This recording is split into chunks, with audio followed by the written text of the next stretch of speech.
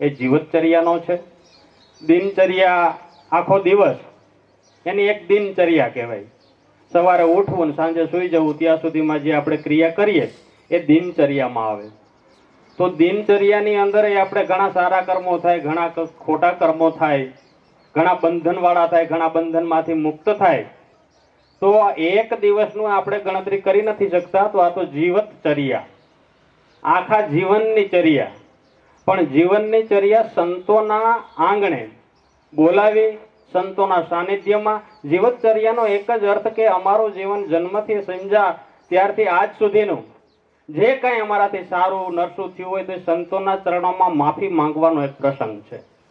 જીવતચર્યા સાહેબ એને જ કહેવાય કે સંતો છે વ્યાસપીઠ ઉપર બેસે અને એની પાસે માફી માંગી લેવી કે હું આ જીવનમાં જે સદગુરુએ મને મોકલો, પરમાત્માએ મોકલો આ લોકની અંદર, અને મારાથી જે કંઈ કર્મ થયા હોય, સત્કર્મ થયા હોય યા ખોટા કર્મ થયા હોય, તો હે સંતો મહંતો મહાપુરુષો, પરમેશ્વર સ્વરૂપો આ સંતો છે, એ બધાના ચરણોમાં માફી માંગી અને આપણા જીવનનો અંત એના સાનિધ્યમાં થાય. એનું નામ જીવતચર્યા.